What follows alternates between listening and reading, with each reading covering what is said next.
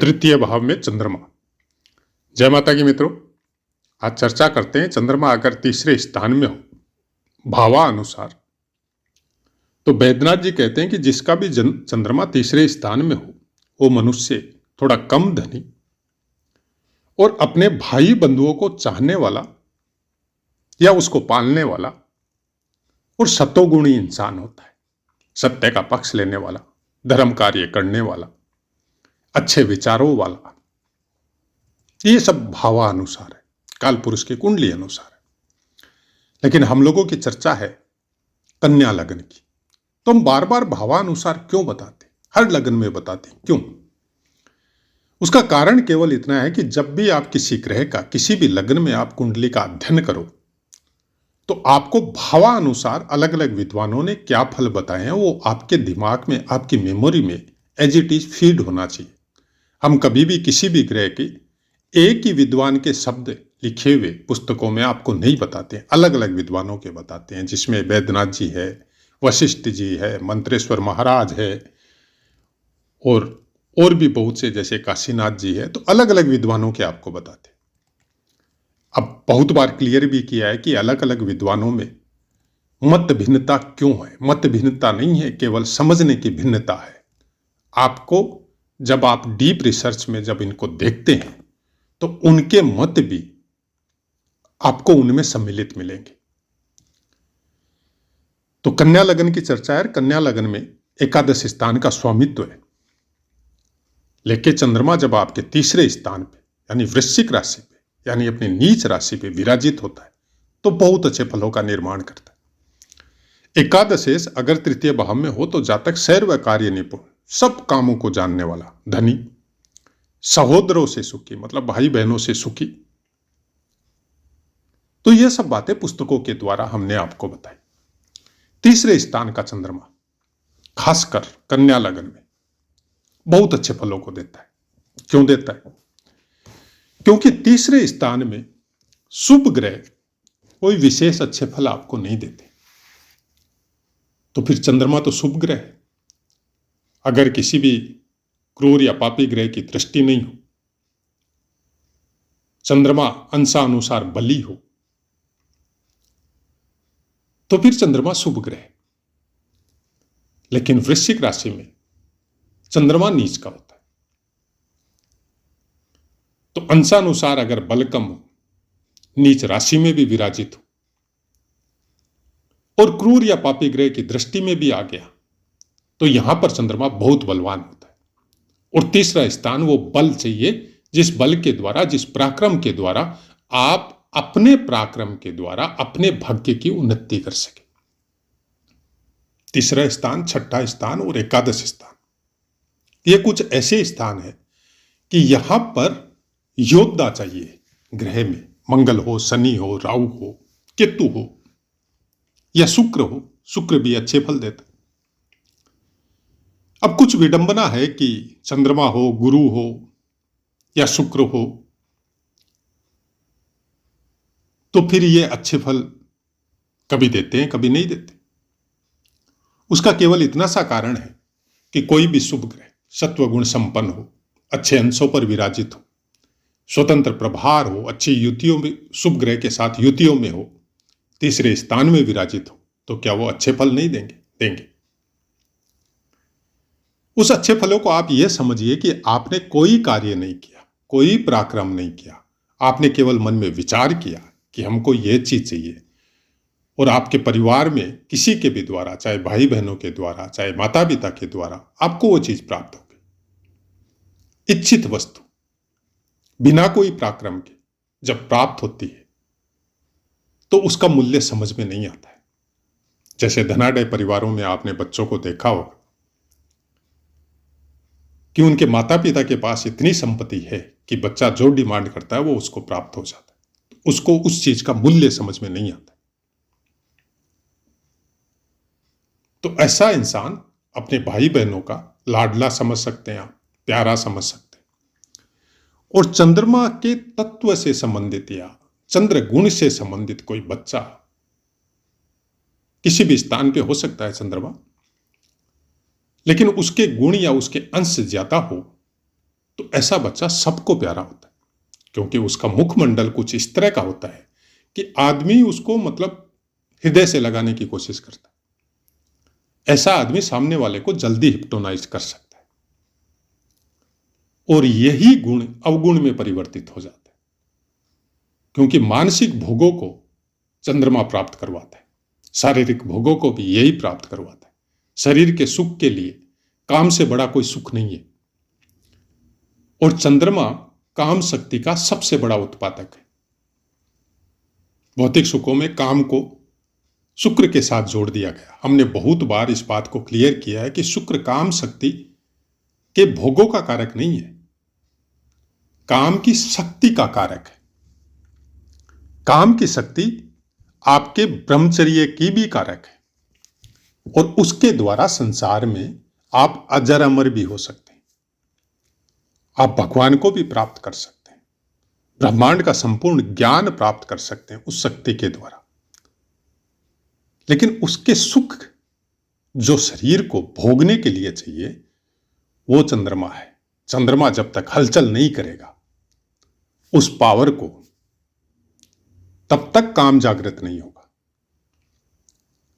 ये चंद्रमा की वजह से ही होता है सब कुछ, क्योंकि भौतिक शरीर की कुंडली चंद्र कुंडली है, और चंद्र कुंडली ये दर्शाती है कि आप भौतिक सुखों को किस हद तक प्राप्त करेंगे। अपने परिवार के संस्कार के अनुसार करेंगे, अपनी इच्छा के अनुसार करेंगे, छुप के करेंगे या ओपन करेंगे, प्रेम संबंधों में पड़ेंगे या पारिवारिक संस्कार के द्वारा, शादी विवाह के द्वारा वो चीजें प्राप्त करेंगे। ये सब कुछ चंद्रमा के ऊपर निर्भर है। तीसरे स्थान का चंद्रमा जब यहां से अपनी दृष्टि अपनी उच्च राशि को देता है, भाग्य स्थान को देता है, पिता के साथ संबंधों को बहुत अच्छा करता है। पिता धनी हो सकते हैं, उच्च कुल में आपका जन्म हो सकता है, अथाह धन संपत्ति का स्वामित्व हो सकता है आपके पास, आपके रहने सहने के लिए बहुत बड़ा घर या बहुत बड़ा परिवार आपको प्राप्त हो सकता है। आपका जहां जन्म हुआ है वहां पर कोई भी चीज की कमी आपको प्राप्त नहीं हो, इस तरह का वातावरण पहले ही भगवान ने निर्मित किया, वैसे घर में आपका जन्म हो सकता है। बाकी ग्रहों का प्लेसमेंट ये बताएगा कि क्या ऐसा संभव है, क्योंकि चंद्रमा इंडिकेट करता है, यहां पराक्रम में भी वृद्धि करता है। भाई बहनों के साथ या उनका स्वामित्व या उनके द्वारा आपका भला हो या आपके द्वारा उनका भला हो, क्योंकि आप पराक्रम के द्वारा सब चीज अपने भाग्य को बना सकते हैं। तो बहुत सी बातें, तीसरे स्थान आपके हाथों को दर्शाते हैं कि आप काम की शक्ति, कर्म करने की शक्ति आपके अंदर कितनी हो और किस तरह के कर्म करेंगे, किस तरह का संघर्ष करेंगे, किस तरह से जीवन को अपने को उत्तरोत्तर उन्नति की तरफ लेके जाएंगे। मनोबली होता है ऐसा इंसान, अपनी मन की शक्ति के द्वारा भी बहुत कुछ प्राप्त कर सकता है।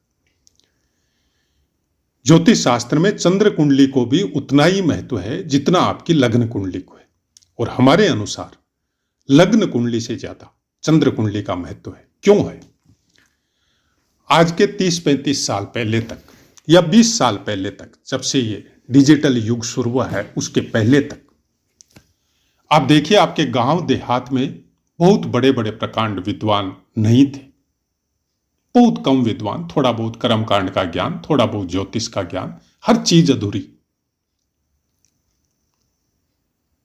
उनको मैथ्स का भी इतना, गणित का भी, ज्योतिष की गणित का इतना ज्ञान नहीं था, लेकिन उनको पंचांग देखना बहुत अच्छी तरह आता था, जो आजकल के विभिन्न डिजिटल माध्यमों से ज्ञान प्राप्त किए हुए हाई फाई ज्योतिषियों को भी नहीं है, जितना ज्ञान कर्मकांड के द्वारा उन पंडितों को था पंचांग देखने का। वो तिथि का महत्व जानते थे, वो होरा का महत्व जानते थे कि किस ग्रह की होरा में जातक का जन्म हुआ है, वो चंद्र कुंडली का महत्व जानते थे। वो बताते थे कि इस इंसान के साथ आगे जाकर क्या क्या होगा, और बहुत हद तक उनकी प्रिडिक्शन 99% सही जाती थी, बशर्ते उनको थोड़ा ज्ञान जरूर हो। उस समय में जो चंद्र कुंडली के द्वारा प्रेडिक्ट किया हुआ था, एक तो हम ही खुद ही बैठा है, जिनसे हमने सीखा उन्होंने बताया था ये बात, और आज वो सही जा रही है और अभी तक सही भी गई है। इवन हमारे पिता की कुंडली नहीं थी, हमारी कुंडली देखने के बाद में उन्होंने बता दिया था कि बहुत छोटी उम्र में तुम्हारे पिता का देहांत होगा और उसके बाद में तुम फुल फ्लेज अपने कर्म क्षेत्र में उतरेगा, पढ़ाई अधूरी रहेगी। और वैसा ही हुआ। आज लग्न कुंडली को हम लोग प्रधान करके मानते हैं। हमने बहुत बार बताया है कि लग्न कुंडली आपका प्रारब्ध है, आपका बैंक बैलेंस है जो आप लेके आए हैं इस धरा पे। लेकिन उस प्रारब्ध को आप भोगेंगे, मतलब आपको चुकाना है कि जो बैंक बैलेंस आपको मिला है उसमें सुख भी मिला है, दुख भी मिला है, पीड़ा भी मिली है, व्यथा भी मिली है, चोट चपेट भी मिले हैं, एक्सीडेंट भी मिली है, मान हानि और सम्मान भी मिला है, सब कुछ मिला है। लेकिन वो आपको कब मिलेगा, किस तरह से मिलेगा, किस तरह के कर्म आप जीवन में करेंगे, उसकी संभावनाएं चंद्र कुंडली बताती है। और चंद्र कुंडली के द्वारा ही यह निर्धारित होता है कि आदमी को कौन सी भावनाओं पे, कौन सी चीजों पे अंकुश लगाना है। क्योंकि चंद्रमा मन का कारक है और मन को बस में रखना बहुत जरूरी है, जो कि संभव नहीं है। और वर्तमान समय में इस डिजिटल युग में तो शायद ही संभव है, क्योंकि ये google-baba.com आजकल बच्चों को भी कुछ इस तरह से स्वच्छंद बना दिया है कि माता पिता से तर्क करने लग जाते। जो इतनी बड़ी लाइफ भोग के, मेच्योर होके, जिन्होंने समाज को, देश को, परिवार को देखा है, और वो कुछ चीजों के लिए जब आपको बोलते हैं कि ये मत करो, तो उसके भीतर छिपे हुए रहस्य को वो अपने शब्दों में हो सकता है आपको बयान नहीं कर सके, क्योंकि उन्होंने भोगा है जीवन में उस बात को, तो वो आपको मना करते हैं। पहले के समय में क्या होता था, बुजुर्ग था, आपके घर में 20 सदस्य हो सकते हैं, 50 हो सकते हैं, लेकिन उसमें जो सबसे बड़ा बुजुर्ग होता था उसकी बातें माननी पड़ती थी, सब परिवार सुखी थे। कोई भी गलत रास्ते पे जाने की सोच भी नहीं सकता था, क्योंकि परिवार के संस्कारों का, अपने बुजुर्ग का डर उसके अंदर रहता था। चंद्रमा डर को इंडिकेट करता है। अगर डर से आदमी मन में भय हो कुकर्मों का, गलत संगति का, गलत कर्मों का, तो फिर चंद्रमा कंट्रोल में रहता है। लेकिन जब घर से बाहर रह गए, हॉस्टलों में जीवन हो, या कुछ इस तरह की वृत्ति या संगति की वजह से आप परिवार के संस्कारों को भूल चुके हैं, चाहे स्टडी लाइफ में, चाहे उसके बाद में सर्विस लाइफ में, तो फिर चंद्रमा अपने मन की करवाता है और उसमें अच्छे और बुरे दोनों फल आपको प्राप्त होते हैं। तो फिर प्रारब्ध का क्या? फिर प्रारब्ध का योगदान कुछ ऐसा होता है कि चंद्रमा को कंट्रोल में नहीं किया तो अच्छे फल तो आपको आ रहे हैं प्रारब्ध के अनुसार, और उसमें आपके बुरे कर्म बनते जा रहे हैं। और जब प्रारब्ध अनुसार गलत कर्म, गलत फल आ रहे हैं, और आपके कर्मों की वजह से भी आपने नेचुरलिटी में एक अलग प्रारब्ध का निर्माण कर दिया कुकर्म करके, तो फिर वो फल बहुत दुख देते हैं। बोलने को बोल सकते हैं आपकी दुख का कारक शनिदेव है, आप सब कुछ शनिदेव पे छोड़ सकते हैं, लेकिन दुख का कारक वो कर्म बन जाते हैं इंसान के, जो सुख की वजह से हम लोगों ने कोई भी कर्मों का, कोई भी संस्कारों का ध्यान ही नहीं रखा और अपनी मन मर्जी के अनुसार उस सुख वाले समय को जिया। कितनों का दिल दुखाया, कितनों को पीड़ा दी, कितनों के साथ छल किया, ये हम लोगों को पता ही नहीं रहता। और फिर दुख जब आता है और अपने संपूर्ण अवतार में आता है, संपूर्ण बल लेके आता है, तो शरीर के अंदर फिर वो शक्ति नहीं होती।